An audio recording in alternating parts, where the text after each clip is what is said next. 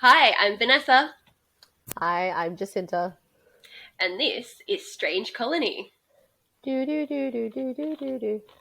Still don't have an intro. Do we really need one? I think it's something we should consider. Spend a little Hmm, time brainstorming on just a little bit. sounds You like a know, lot of work. I know. I think that's why we haven't done it yet.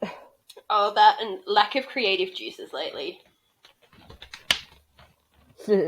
Juices. Shut up. I regretted it the second I said it.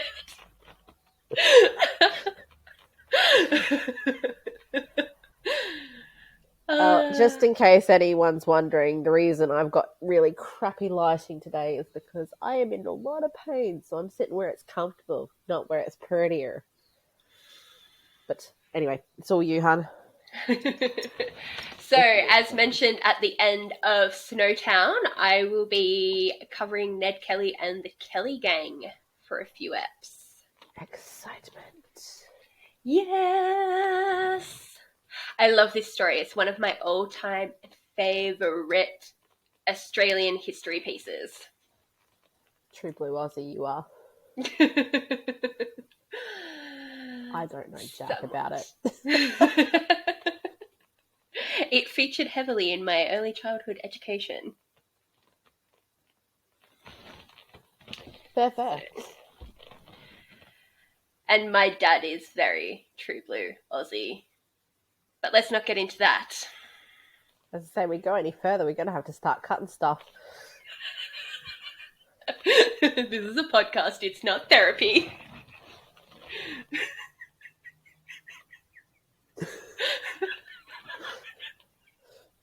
It could be both.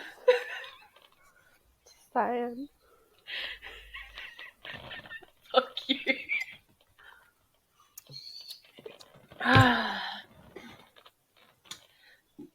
Excuse me. We're looking all Halloweeny today. Yeah, we are. Kitty Mouse. Kitty Mouse. Or the black cats. Meow. Awesome. Alrighty. Fuck you. I just gathered myself too. When is that going to stop being a thing? Never. So, story time. Ned Kelly.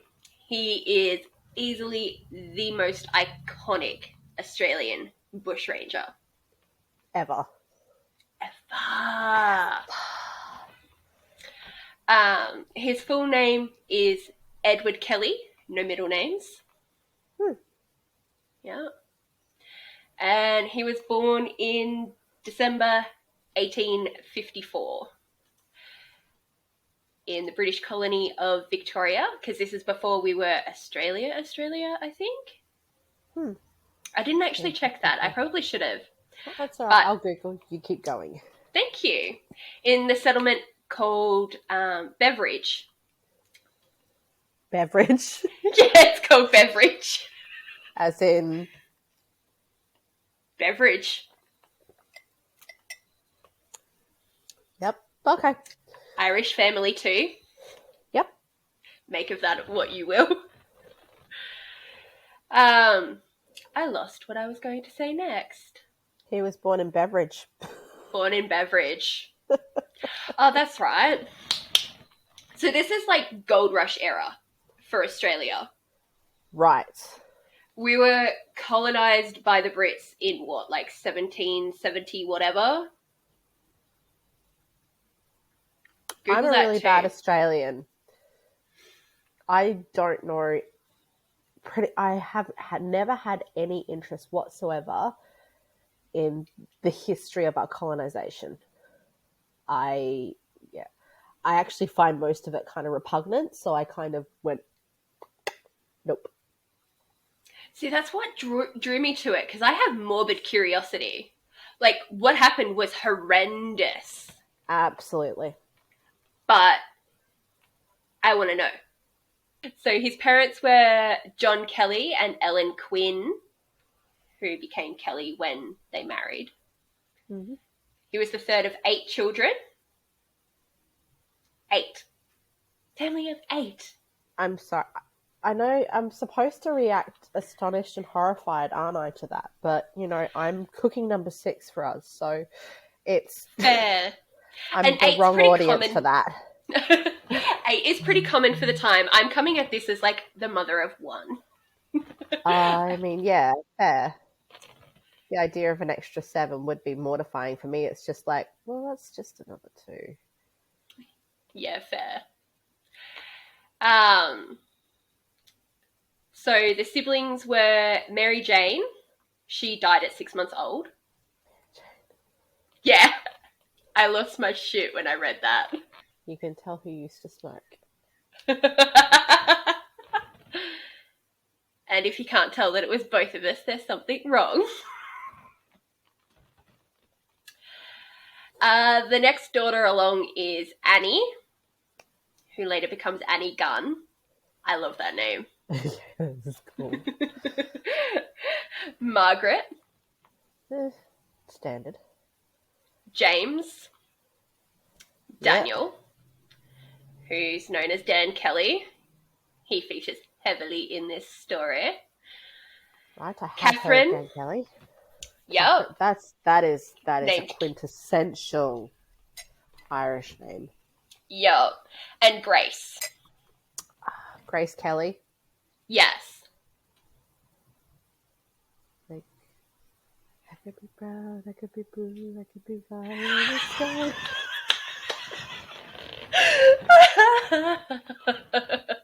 Also, like, the one who married Prince Rainier. Okay. The actress. Oh, yeah. Who became royalty. Royalty. The family were... the parents were gold diggers, because like I said, gold rush era. So panning for gold, mining for gold, all that sort of stuff. I think the other reason why this story is so iconic is because this is when we sort of, as a nation, went from being a penal colony to being a migrant nation. Because the gold rush brought in a lot of migrants. The Kelly family actually ended up in Australia because Red is a transported criminal. Right. He was convicted of stealing 2 pigs and came to Australia on the Prince Regent. Pigs. Come on, 1850s. Yeah, but how... Was that like... I don't know. Pigs. Yeah. Are they big pigs? I don't know. I really don't know. By the way, we became a Commonwealth in 1901, so no, we were not yet a Commonwealth. Woo-woo! Okay. I should actually know that. I should too. Literally. We study this in school. Yeah. Stay in school, kids. Didn't you graduate, though? No. Okay, I thought you did. No. I got to year 12. I literally had one more freaking year left to graduate, and I went, nah, screw this. Did better than I did. Different circumstances. Your circumstances I'd have left too. Yeah. In 1864, the family moved to a town called Avenel, which is just outside of Seymour, which we're talking about, I don't know, maybe an hour north of Melbourne. Okay, yep. Yeah. It's said that this is around the time that they started to attract a bit of unwanted attention from the police. Yep. Being a little bit lawless. I mean, the kids were only ever basically educated. They were general run-amucks. They started to learn, like, being about bushmen and all that sort of stuff. Yeah. So straying away from your typical academic education Yeah. and learning more about being on the land. Life skills. Life skills. At the time, it was probably a wise move, especially for the boys. Yeah. This was an era where, women still didn't work that much. No. You were still expected to marry, have kids, all that sort of stuff. That was your role. Fair enough. Also colonized in 1788. There you go.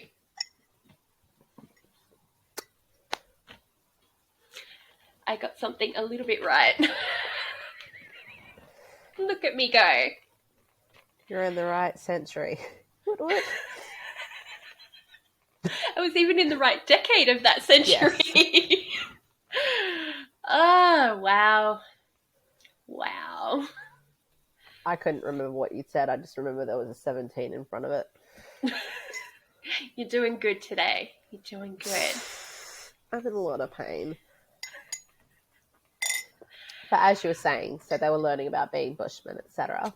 Yeah, and there's even a little heroic story about Ned saving a drowning boy from a river. Having said that, he's probably, 9, 10 years old himself at the time.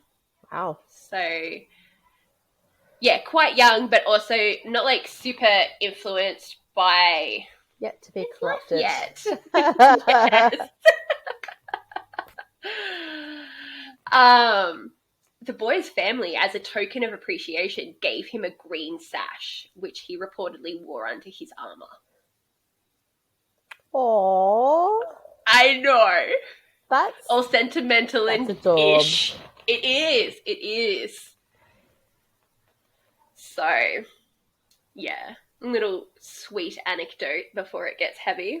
Is that even an anecdote? Not really. It's more of just a little story. It is. I think it counts. Okay. The year after they moved to Avenel, John Kelly, so the father of Ned and Dan, was convicted of theft again. More pigs? This time a calf. Oh, okay. Upgrading. We're upgrading. We've got a whole ass family to feed now. Yeah. We're just all the livestock. But again, this is before, we had a huge population. Yeah. Farming and agriculture are still being set up.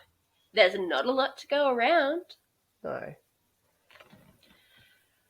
Especially if you are unfamiliar with the land, as the white people were. Yeah. So they wouldn't know how to live off it as well as the indigenous population. Yeah. For this, he was sentenced to 6 months hard labour and given a fine of £25. Ooh. Yeah. I'm just the family that bit. The family could not afford to pay the fine. Yeah, no, fair. There is no records of Red being transferred to Kilmore Jail, but it is said that he did serve his sentence. Okay. And a year later, the family got really poor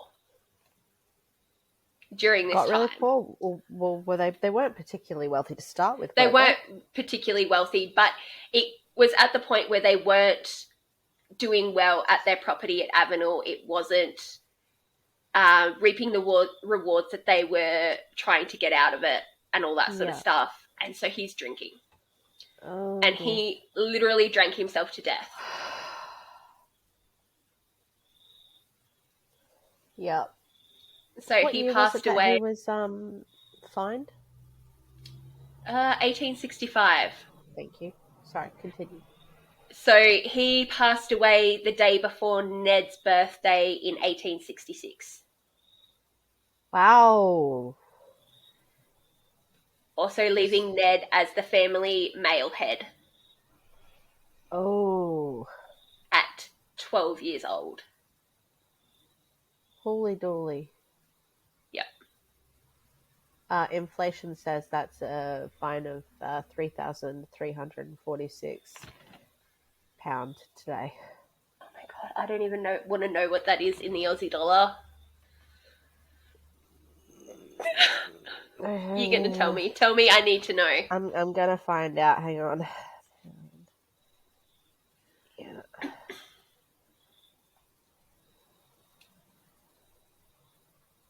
Yeah.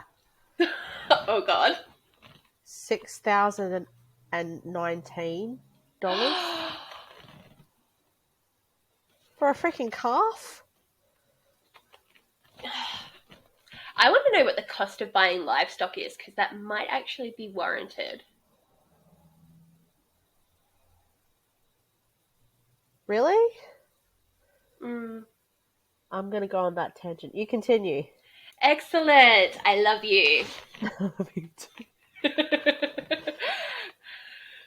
So the year after, the whole Kelly family, Ellen picked him up, moved him to a township called Greta in northeast Victoria. I had an ex whose mum's name was Greta. That's very unfortunate. It's a pretty name. Short for Margaret. But between 710 and 2,200. So no, that $6,000 fine was definitely for the crime type thing. Okay. God damn. So they're in Greta. Yes, they're in Greta. It's a little bit outside what we know as Wangaratta now. I know that one. Yay! Sorry. Even now, it's a very small township of just over 100 people. The reason they moved up there is because Ellen's family up there. Both her brothers' last name Quinn and both her sisters' last name Lloyd were up there. How are both of her sisters' last name Lloyd? Did they marry the Lloyd brothers? I'm guessing so. Oh. Yeah. Well, I mean, as you said, small township, not many people. Yeah. It's the thing. This story to me got like a little bit sort of inbred at this point. Early colonising Australia, it was very inbred.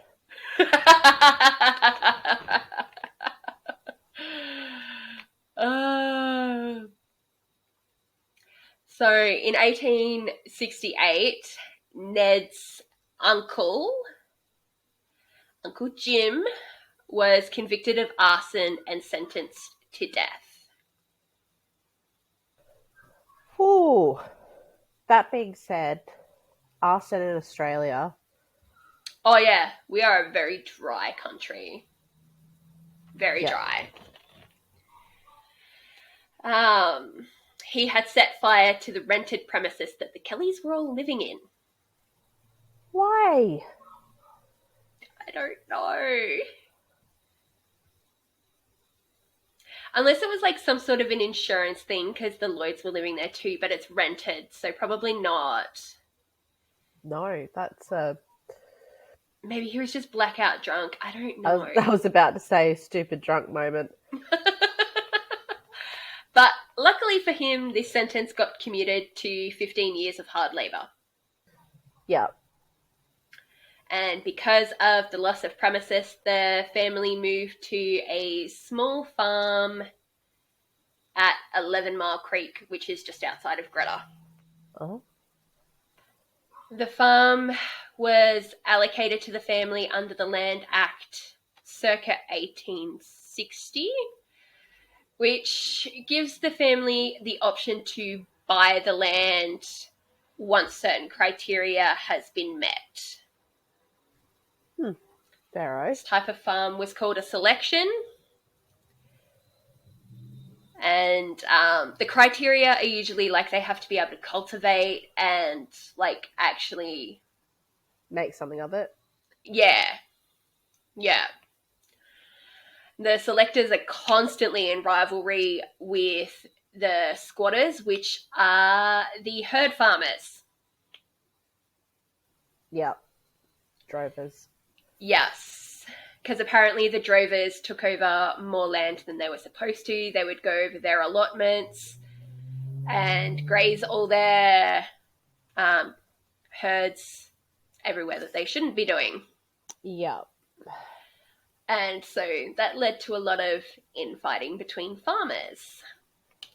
Yay! Yep. Oh, dearie.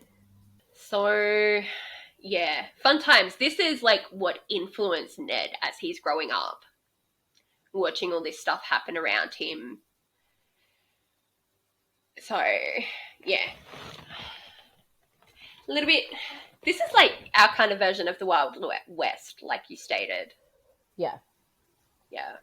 Pretty. Everything was kind of. I mean, obviously it wasn't lawless because how many prison sentences have been mentioned so far? Yeah, just a few. But it was a matter of, you had to get caught, which is why there was so much rampant crime at the time. Yeah, being a penal colony, there's more convicted felons here than police officers. By a long shot. For sure. The land the Kellys were trying to cultivate wasn't suitable for the type of farming that they were doing, but Ellen supplemented the income by offering travelers board and feeding them and things like that. And she also sold alcohol illegally. Got ourselves a good old-fashioned moonshining rig. I could probably do an episode on homemade alcohol in Australia too. So if anyone wants me to cover that, I am happy to do so. Let us know. You should do it. That's enough. Sold. There you go. That's all I needed.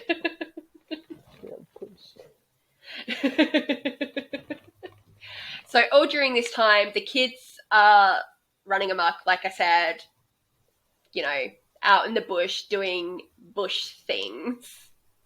Whatever that is. What did we do? What did we do before TV? I should know this because I have a lot of farmers in my family. I should know this because I did actually spend a lot of time outdoors as a kid. But, also being poor, having time on your hands, all that sort of stuff, it's going to lead you in a certain direction.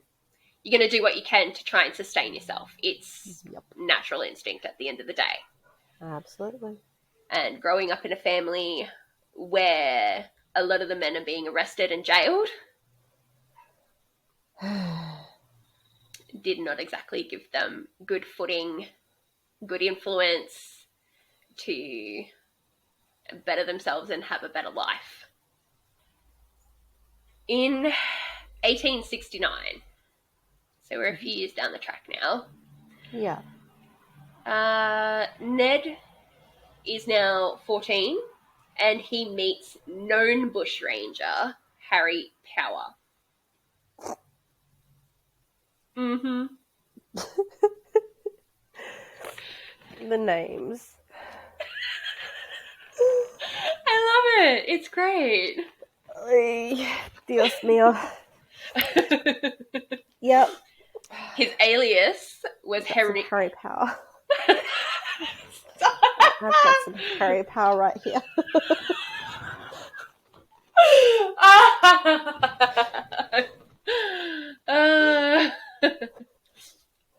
Sorry, his alias is Henry Johnson. He is also an Irish transported convict. Right. He turned to bushranging after escaping the infamous Pentridge prison. I've never actually heard of Pentridge prison, so... I can't even with you right now. I told you I'm a really bad Australian. You really are.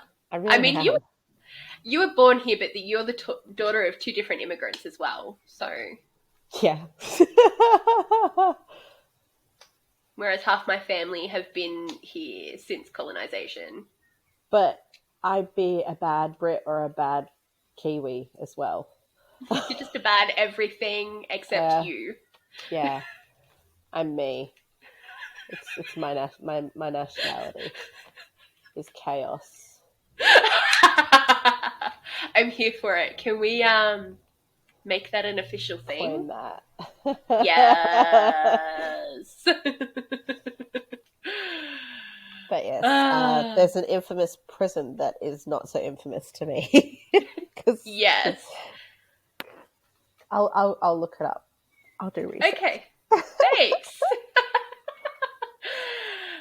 So Ned met him because the Kellys were amongst his support network that hid him out from the law and helped him survive and all that sort of stuff. Yeah.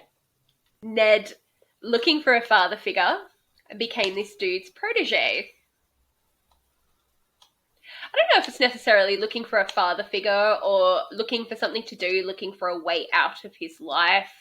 Probably all of those things. All of the above. Yeah. Just after they met, they went to go steal horses from a property in Mansfield, which is high country. We're not talking like Alps, but we're talking higher altitude than I am now, and it's between Albury and Melbourne, probably almost halfway. Okay. But on the high country side of the state, so... Yeah. Yeah. The bigger plan was to rob Woods Point Mansfield Gold Escort. Oh. So, yeah. Back in these days, gold was transported on horseback, on trains, all that sort of stuff between banks. We did not have... There was no armoured vehicles because there was no vehicles. And, makes sense. Yeah. So, yeah, go for the horses, but go for the gold as well. Absolutely. The person they were stealing horses from shot at them, though, and they abandoned the idea. It scared Ned off a little bit, and he distanced himself from... Mr. Powers. Yeah, Mr. Power. For a while. I keep thinking Austin. I can't help it. That's why I said Mr. Powers. Damn you. You know I'm easy to sidetrack. That's why you do it, isn't it? Easy? Shut up. Later that same year was Ned's first brush with the law. Yep. After an altercation between himself and a Chinese pig and fowl dealer.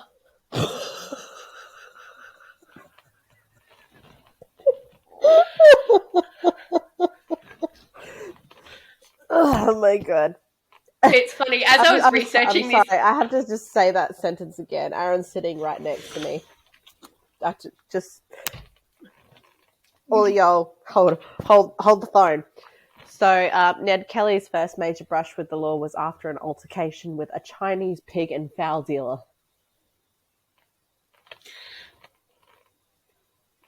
His face just...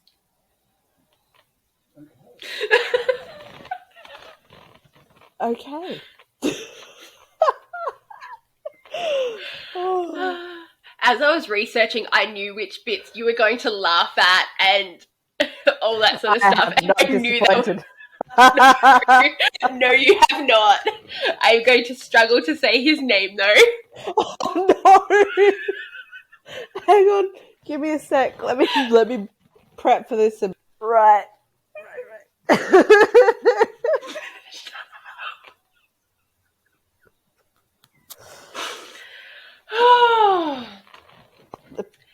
So he lived in Moses Creek, and the pig and fowl dealer's name was Ah Fook.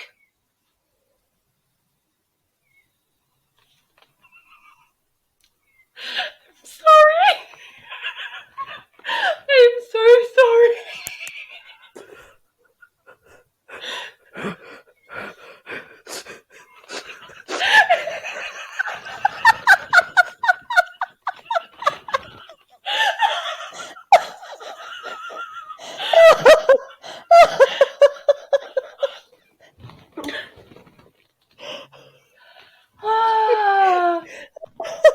I have been holding that in since I found it.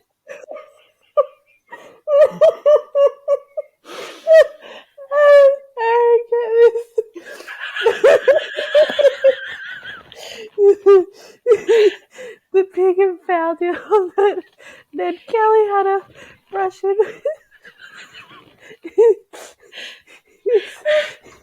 name.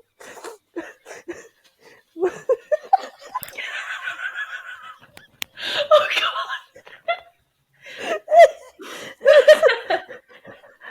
Ah, fuck.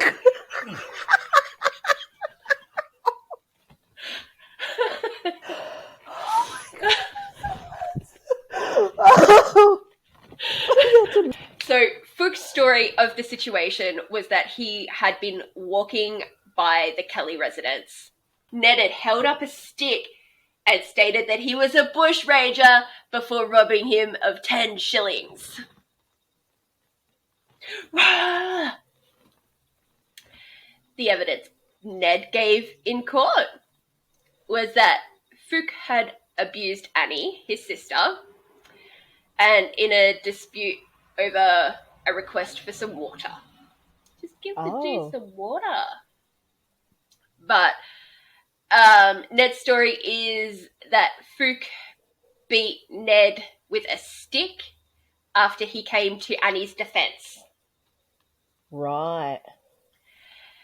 Two of the Kelly family members corroborated the story, so the charges were dismissed. Uh-huh.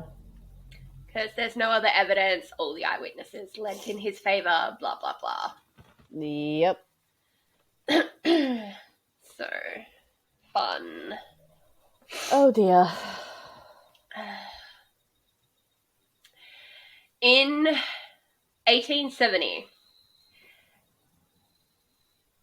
it was around the month of March, Power and Kelly have reconnected. Yep. And after about a month after that, the pair are running around committing armed robberies. Right.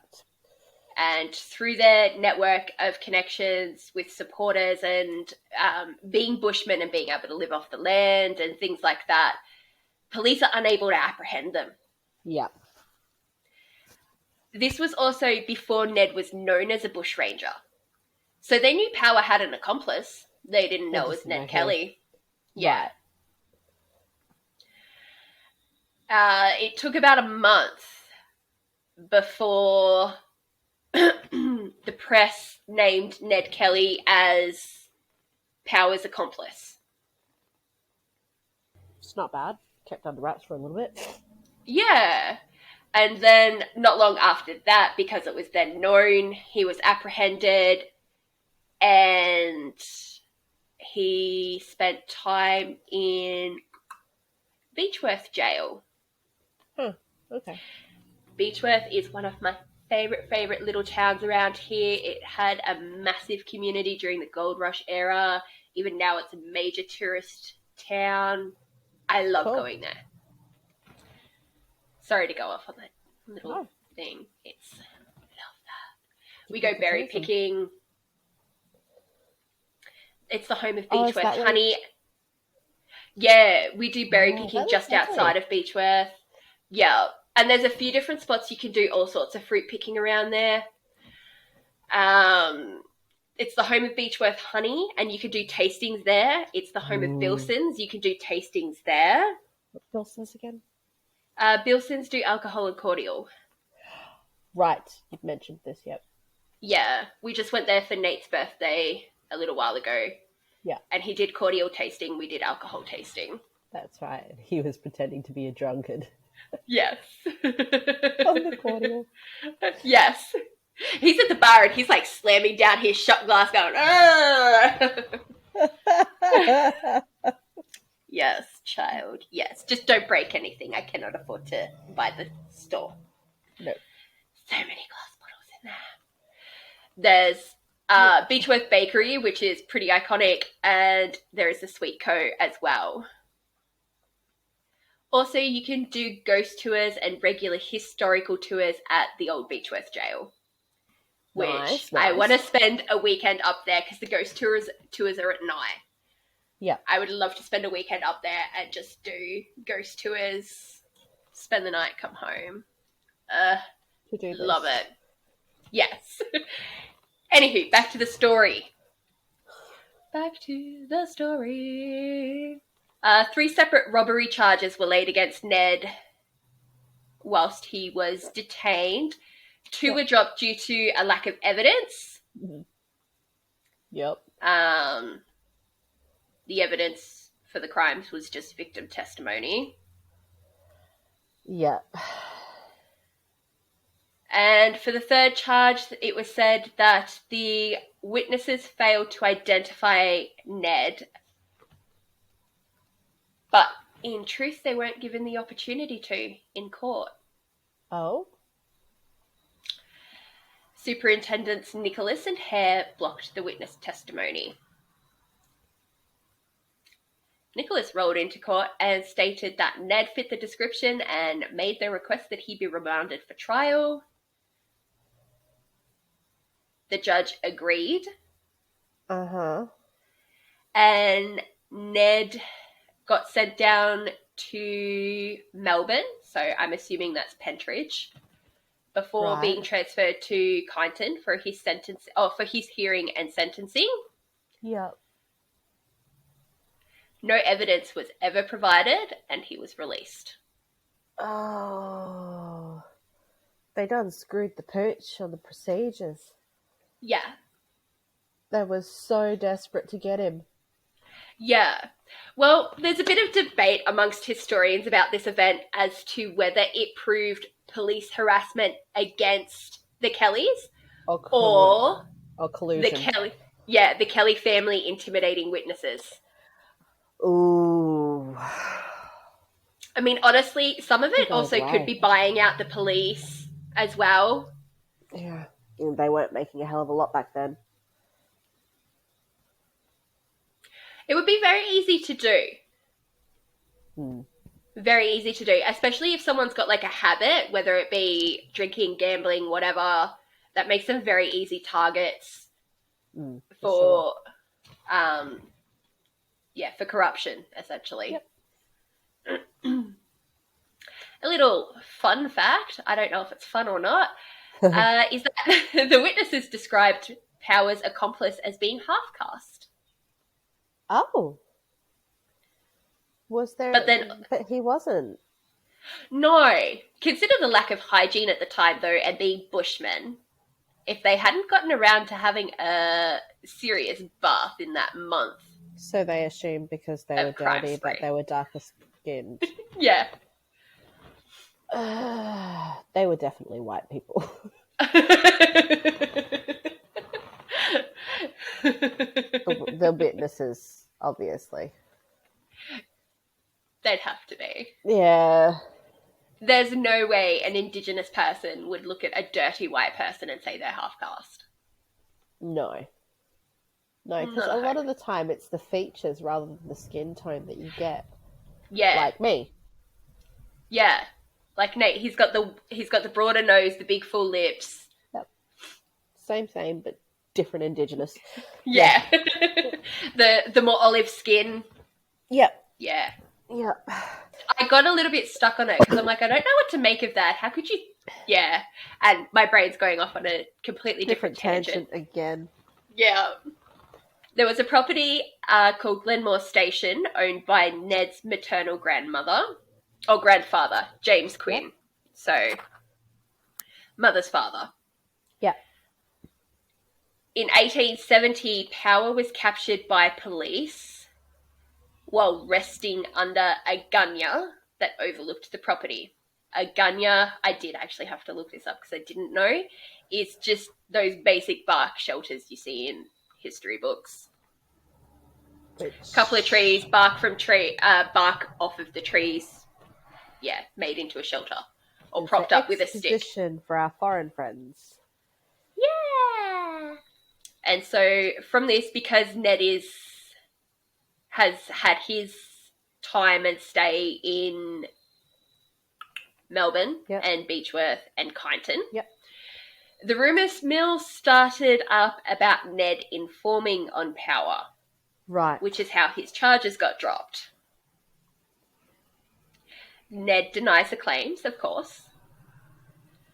And the reality of the situation is Ned's uncle, Jack Lloyd, received £500 for the information as to where Power was hiding out. Right. That was Uncle Jack. Yep. Good old Uncle Jack. And he's not the one in prison. He's the one who's still free, obviously. Yep.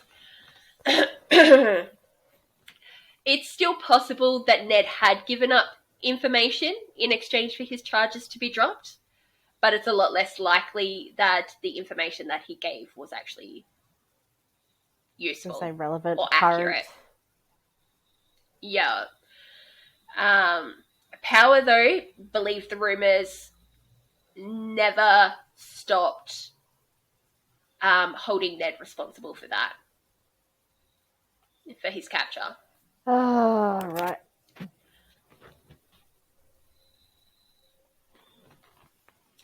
Later the same year, in October, there was an incident where Ben Gould, who is a friend of the Kellys, was accused of stealing a horse. Uh-huh. The person doing the accusing was Jeremiah McCormack, who was a hawker. And in retaliation for this accusation, the Kelly boys, with the wisdom of youth on their side, it wasn't actually the Kelly boys who did it, but they helped facilitate it. Gould wrote a note addressed to McCormack's wife, who was childless, and they wrapped it with 2 calves' testicles. The note is said to be quite indecent in regards to her childless nature. And given the calves' testicles, etc., you can gather what the messages were.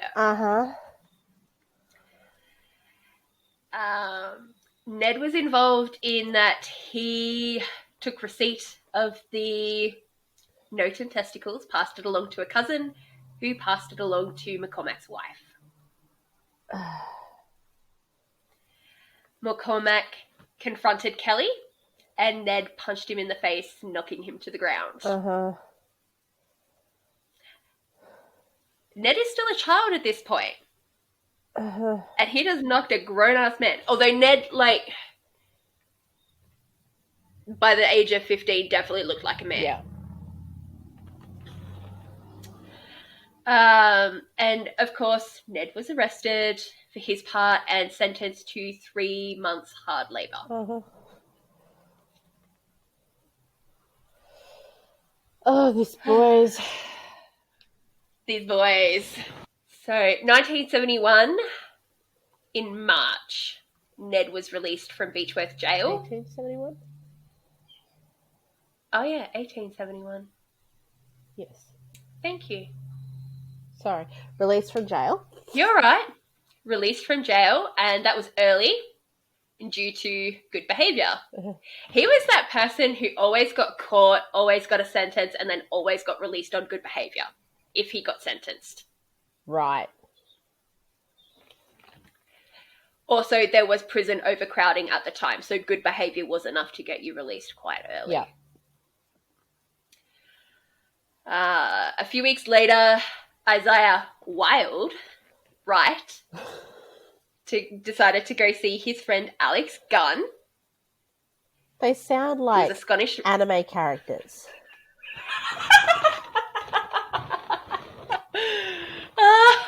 Or something out of a fucking Marvel comic. Yeah. Yeah. They do sound very comical. Anyway, sorry. I digress. Decided to go... Yeah, he was off to see his friend Alex Gunn, who is the Scottish miner and the dude who married Ned's older sister, Annie. Yeah. That's how Annie she became Gunn. Annie Gunn. Yeah. Oh, I love that name. name. It's kind of cool.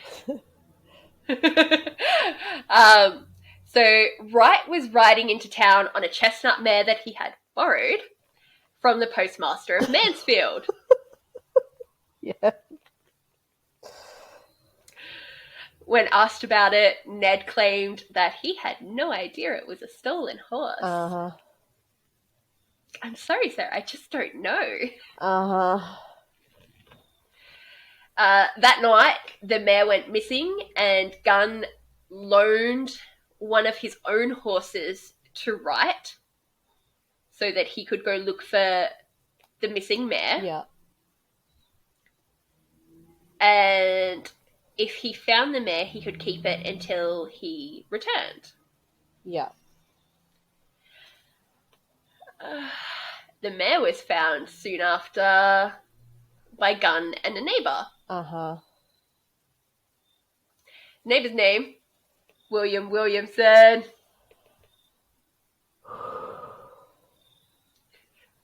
Nickname Bricky.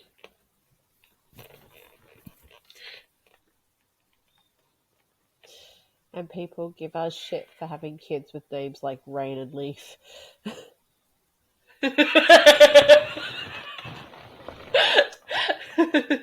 I'm just saying, names are no more ridiculous now than they were back then.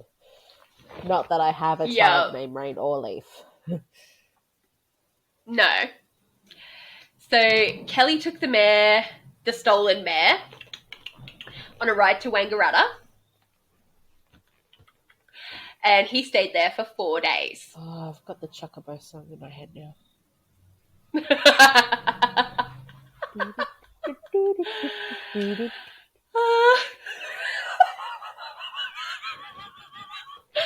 Oh my god. I've After the 4 days... I'm so sorry. I have had fuck all focus throughout this. My head is going every which way. I'm coming back on task, but I'm sorry for all the digressions. No, you're not. I am. Okay. I accept your apology. So after the 4 days, he's riding back to Greta, and a Constable Edward Hall intercepts Ned as he had suspicions that the horse was stolen. He managed to convince Ned to go to the police station with him under the pretense of needing him to sign some paperwork. I don't know how that works. Ned does not seem the sort that's interested in paperwork. He was pretty. He was very pretty. Totally the type of dude I would date. It's so bad. That sounds... Yep. Not saying shit. Good, thank you. They're at the police station. Ned gets off his horse, and the constable tries to grab him by the scruff of the neck. Yep. But Ned gave him the slip. Yep. Hall drew his gun. It was a revolver, because automatic weapons are not a thing at the time. Yep. It misfired. Not once. Not twice. 3 fucking times. Huh. What are the odds? I don't know how to calculate odds, but I would assume not particularly high. It's very uncommon for a gun to misfire, for it to happen 3 times in a row within the same weapon. I would assume the weapon's faulty. I would assume so too, but I am no expert. No. So during all of this, that gave Ned enough time to then overpower the constable. Yeah.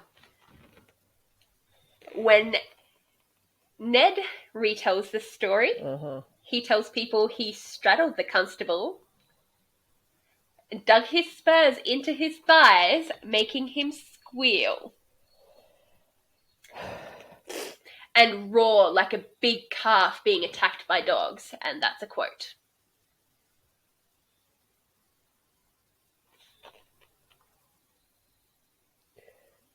Yeah, he's definitely up your alley. Yeah. It took the help of 7 bystanders to subdue Ned. 7. And after they subdued him, the constable pistol whipped him until he became a mass of raw bleeding flesh. Damn.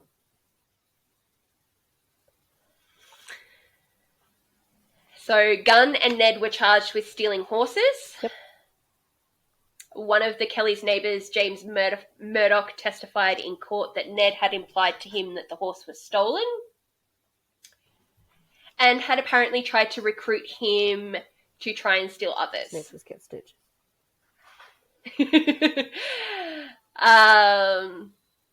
But later it was brought to light that Ned was still in Beechworth jail when the theft of the mare had originally happened. Uh-huh. So his charges were downgraded to felonious receiving a horse. Both Alex Gunn and Ned Kelly were given 3 years sentences of hard labour for rights involvement, and he's the one who actually stole the horse. He received 18 months for illegal use of a horse. Wow.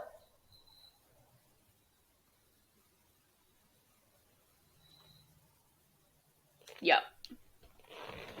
Dodgy. So dodgy. I was so mad when I read that. I'm like, that's half the time, and he committed the original felony or the original crime. So dodgy. So fucking dodgy. Damn. Yeah. Did prior record come into play? I would assume so. Because as I say, at this stage, Ned's I mean, racking there's up laws some... that are against us. Yeah. Like, there are laws that are meant to stop those sorts of things from being brought up in jail, but when you're a repeat offender, and horse theft was one of his former, more well-known crimes, yeah, of course they're going to automatically assume he's guilty. Yeah. Yep. I'm not sure if this boy is incredibly lucky or incredibly unlucky. I'm going to go with unlucky just because I know how his story ends.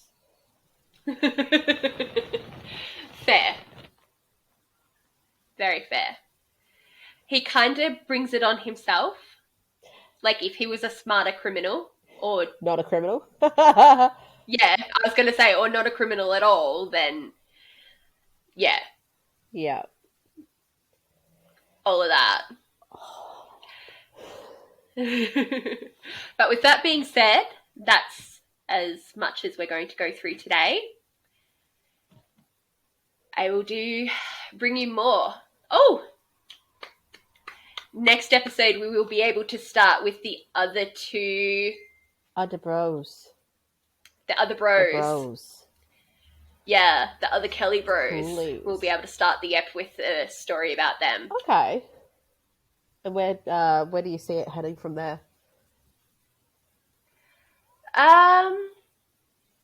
We will probably be able to, in the next episode, cover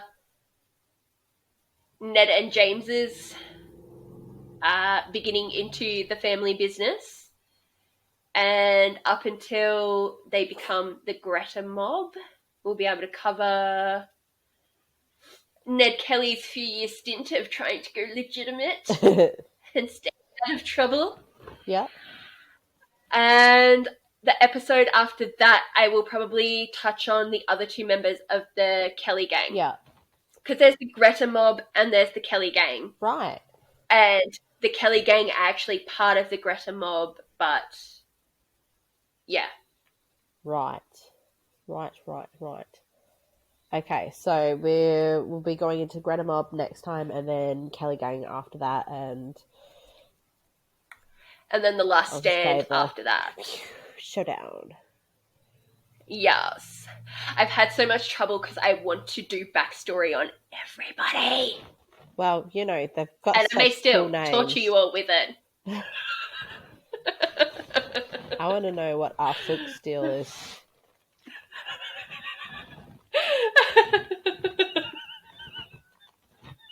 Of course you do. Oh, come on. Like, okay, for starters, being a Chinese immigrant at that time period, Yeah. rough as guts, but to be an actual dealer, was it fowl and... Pigs and fowl. Yeah. Like, that sounds like someone who actually made some sort of success for themselves. Yeah. He probably came across and struck gold, essentially. Yeah. Because gold rush era. Yeah. Huh. A lot of the Chinese did do quite well here, and a lot of others did not do well. I was going to say, you hear a lot more about the ones that didn't, but... Yeah. Yeah. But yes. Was there... On that note... Was this book? I didn't go into it! It's alright. There probably isn't anything on him apart from his interaction with Ned. Yeah. Otherwise he wouldn't have been written about in history at all. Yep, it's that whole, you had that one little type moment to the infamous, and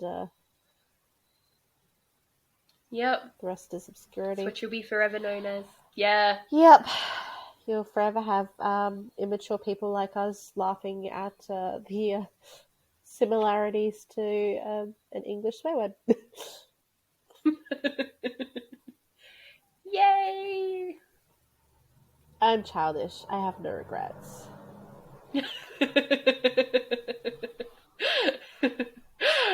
Not gonna lie, I was laughing the whole time I was typing that. Even had to have breaks. It was, yeah. You did well. You did even better not to tell me beforehand. That must have been eating at you. It was. I nearly called you right away. Shit at not telling me stuff, so you did really well. Yeah. She did that for you. It's all for you. Oh, dearie. But yes, on that note, I think we should probably head off. Wrap it up like me in this tubey grip. Ew. Not envious of that at all. Sexy bandages, I tell you, sexy bandages. You should get a straight jacket to go with it. Oh. No. Nope. No, that's a fear, right? That's a phobia right there. Okay. I mean, they look awesome, don't get me wrong, but nope. Yeah. Anywho. If you would like to get in touch with us outside of the podcast, you can hit us up over on Instagram at Strange Colony 2.0 or at our Gmail, strangecolony@gmail.com.